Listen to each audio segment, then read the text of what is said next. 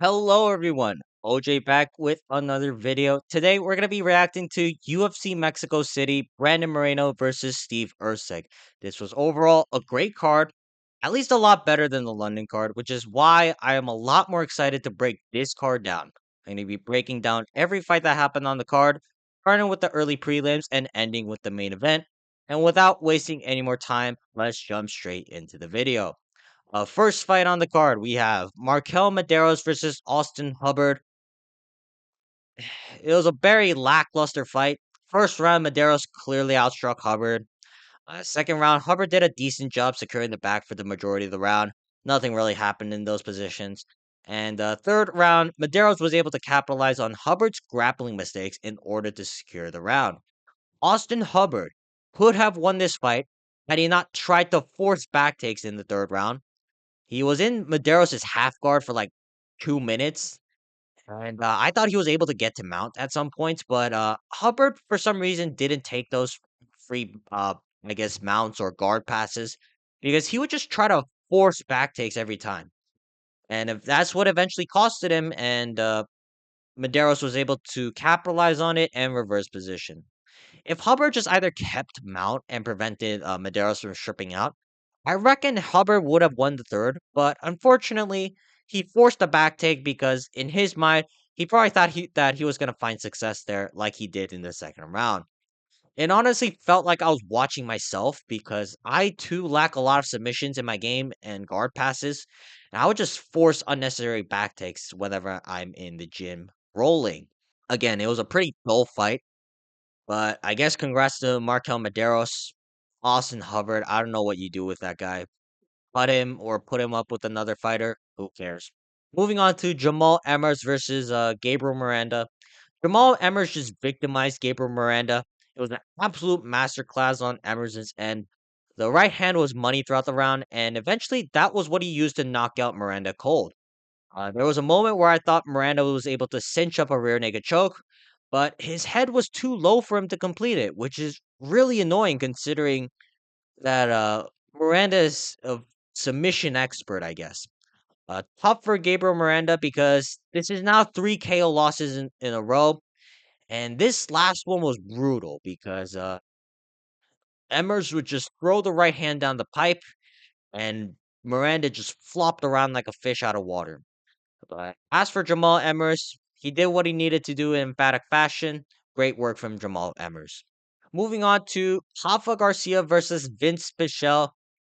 Now, Garcia did win, like I said he would, but this was a very underwhelming performance from Rafa Garcia.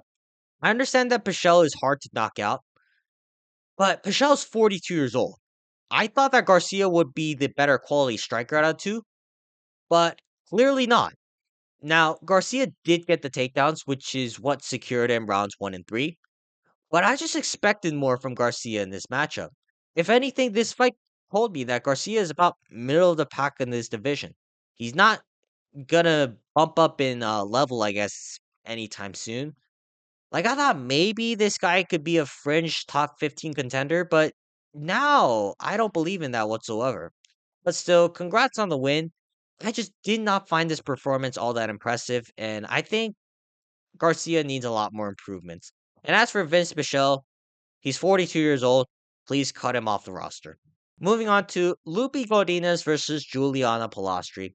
This was a pretty good fight. Round one, Lupi Godinez pushed forward, establishing the jab, and there was a moment where Palastri threw a head kick and Godinez caught the kick in order to powerbomb Palastri to the ground. Like, I thought that was a crazy moment. Round two, however, nothing really happened. Godinez took her down, more or the same as the first round, minus the full power bomb. Again, I gave it to Godinez, but again, nothing really happened. Round three, however, was insane.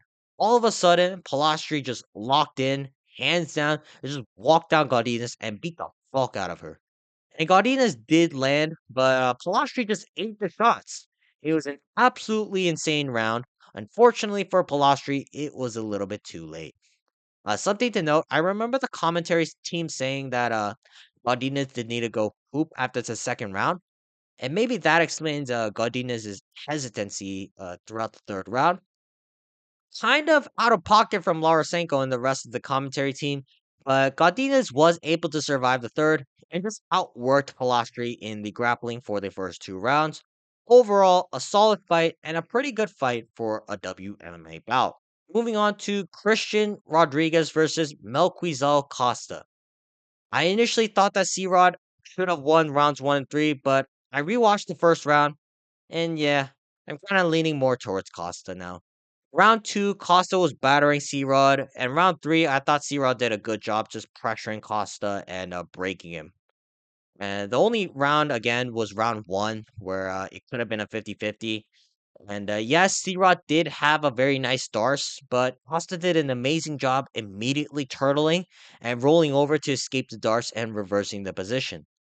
Now, I could just trash C-Rod, but I'm not gonna do that now because Melquizal Costa looked lot better than I thought he would. He had very nice elbows off the clinch, and he had very snappy kicks whenever they were in kickboxing range.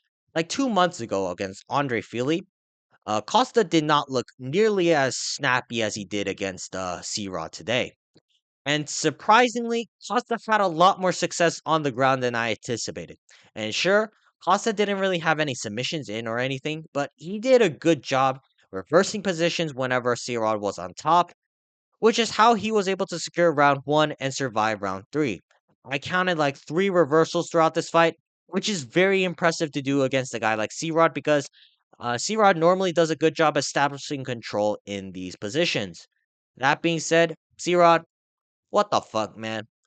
Fraud checking Isaac Dolgarian and Austin Bashi just to lose to Julian DeRosa and Melquizal Costa.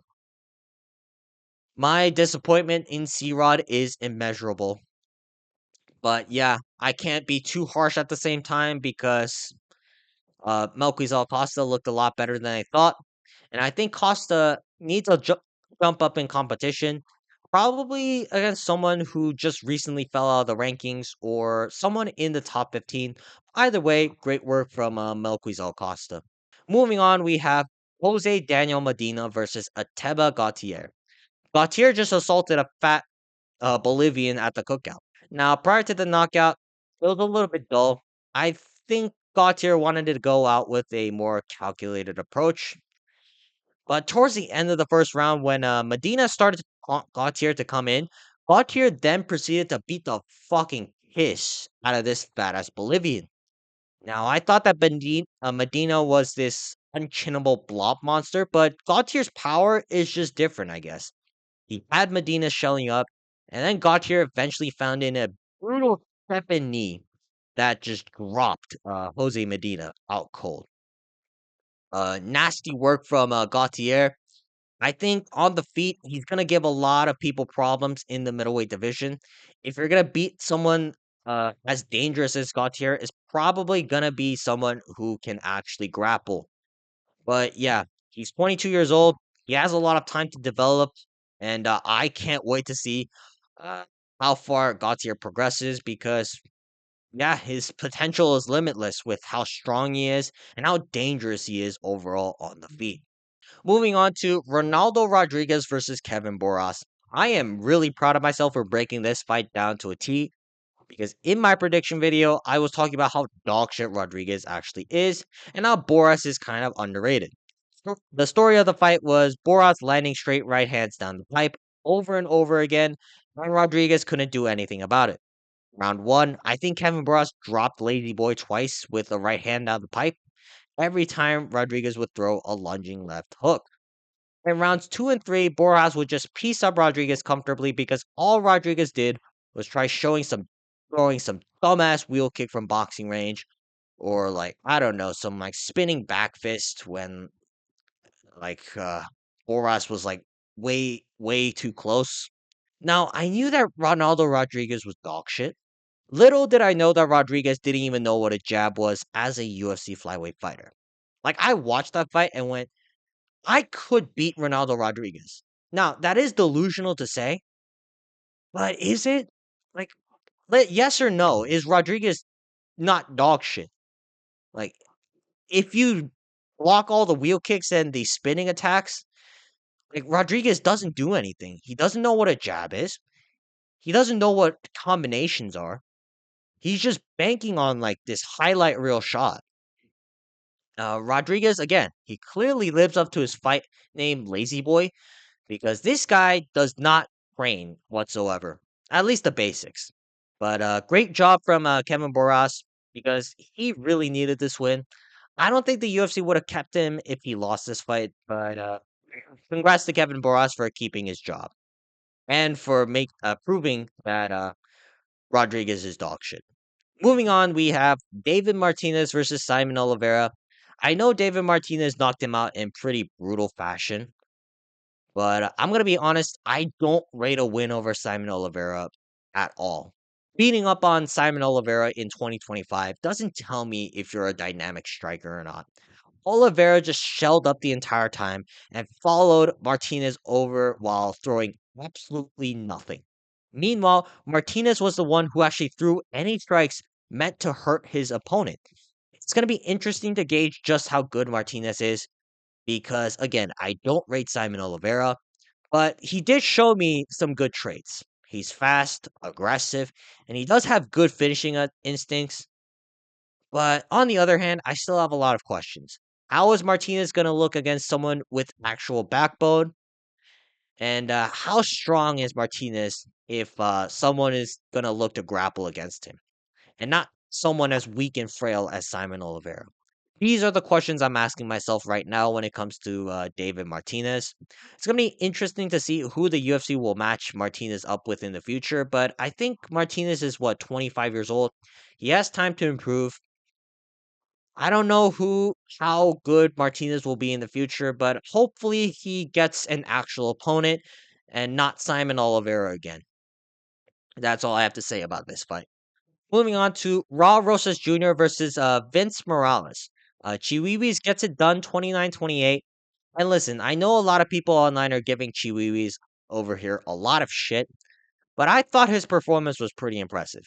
Raul Rosas Jr.'s boxing looked a lot better than usual because he would actually establish the jab for once. And as always, Chiwiwis' back control is very smooth. I know Morales was able to get out of those positions, but that's because Morales is a crafty vet on the ground, and he would do a good job not letting Chiwiwis establish body triangles or good hooks to secure the back take for long periods of time. One important thing I noted from Rosas Jr. is that he's basically unchokeable. Morales cinched up nice dark chokes, anaconda chokes, and Peruvian neckties, and any normal person with a normal chin can't do what Chiwiwis did. But Chiwiwis just used his gremlin chin to push on the forearms of Morales to escape those bad positions. Never seen anything like that before. I had it 2-1 for Rosas Jr. I think round one was clear for Chiwiwis. Round two could be a toss up, but the majority of the round was spent on the ground, where Rosas Jr. had the more dominant positions until the last 30 seconds. And then round three, I gave it to Morales off the submission attempts. Again, it wasn't a dominant performance, but I wasn't expecting a dominant performance because Morales is a very underrated fighter. I do hope that Rosas Jr. learns to throw more ground and pound or learn some more dynamic submissions because most people at bantamweight know how to fight off the hands and prevent a near rear naked choke. I still think Rosas Jr. still needs a lot more work before we chuck him into the ranking discussions, but overall, it wasn't a bad performance in my opinion. We're going to move on to Edgar Shires versus CJ Vergara. Not much to break down because Edgar Shires badly hurt CJ Vergara with the right hand. Then, as Vergara tries to run away, Shires just takes Vergara down to the ground and sinks in a nasty rear naked choke to secure the first round win. In the post fight interview, Shires was breaking down in tears, and at first I thought, alright, pal, you beat CJ Vergara, whoop de fucking do.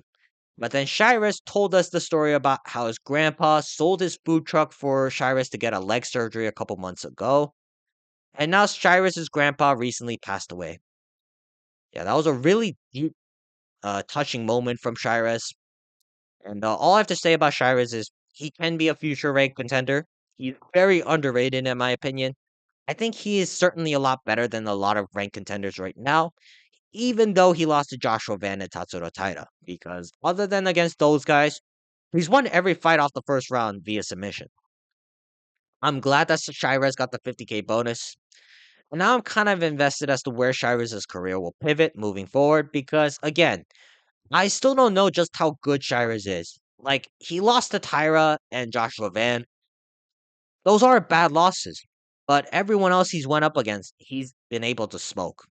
Great win from Edgar Shirez. Feel good moment. And yeah, I'm really happy for Edgar Shirez moving forward. Moving on to the co-main event, we have Manuel Torres versus Drew Dober. Manuel Torres drops Drew Dober with a 1-2 down the pipe in the first round, and then proceeds to viciously pound the fuck out of Drew Dober's head for a very late stoppage. I'll get to Mike Beltran in a second.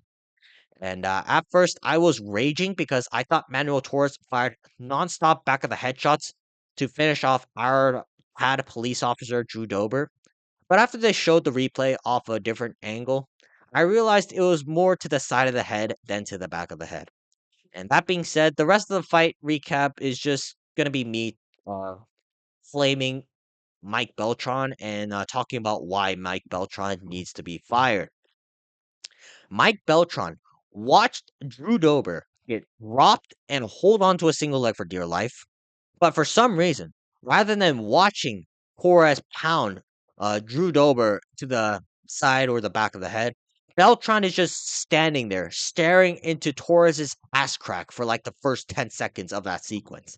I'm not going to ask why, but for some reason, Beltran was staring into Manuel Torres's ass crack. Then Beltran proceeded to circle around where you can see Manuel Torres pound Drew Dober to the side or the back of the head. And right there, Beltran should have stopped the fight because Drew Dober was not reacting whatsoever.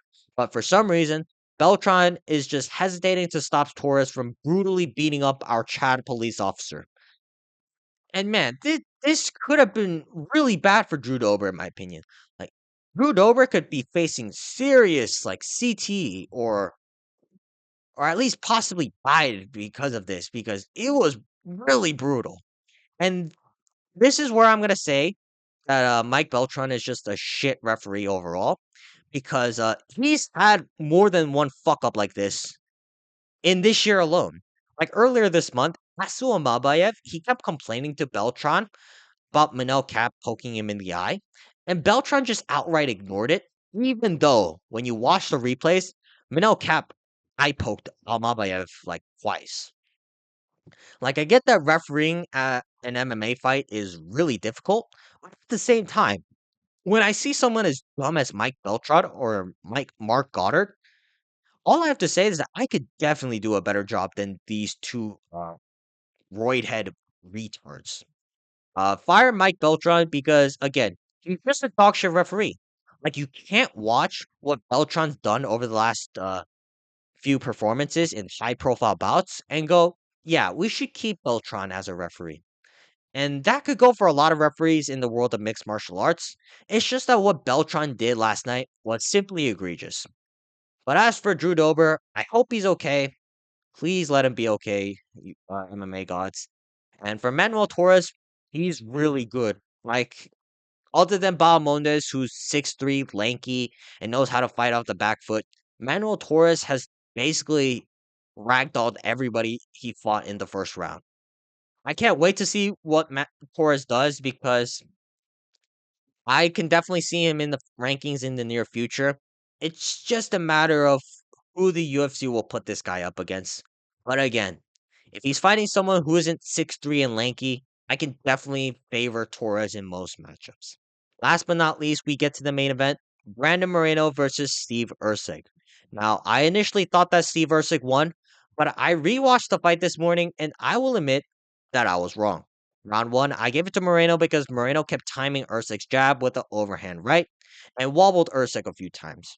Round two was pretty close, but I thought Erceg landed the cleaner shots. I know Moreno landed two very nice overhands, and he did chop the front leg whenever he could, but the majority of the shots Moreno was landing was to Erceg's guard. All three judges gave it to Moreno. I'm not gonna be too mad at that though because we're in Mexico City. Round three, I gave it to Erceg because Moreno kept whipping on all of his strikes. Meanwhile, Erceg landed the cleaner shots. Round four, I gave it to Moreno because nothing really happened, but it looked like Erceg was the one on the back foot the entire fight, or at least the round. I'm sorry. And round five, I was edging it for Moreno because he was landing the more damaging shots. And by the end of the fifth, where Erceg lost balance after a head kick, Moreno just stayed on top guard. And that probably sealed the deal for Brandon Moreno. That being said, before I get any comments about me coping, about me being an Urcel, I understand two things. One, I picked Moreno in my prediction video. And two, if this exact fight were to happen in Australia, it's not ridiculous to say that Steve Erceg could have won this fight. Like, yes, Steve Erceg did not really throw any damaging shots, but a majority of Moreno's ooh and ah moments throughout the fight were from Moreno just looking aggressive and hitting Erceg's guard. And I could see a lot of videos and comments about how Steve Erceg was never even good and shouldn't even belong in the cage with Brandon Moreno yesterday. All I have to say is that you don't know what you're watching. Like, you could give rounds 2 and 5 to Erceg. I would disagree with you, but I wouldn't say it's completely ridiculous because those rounds were very close.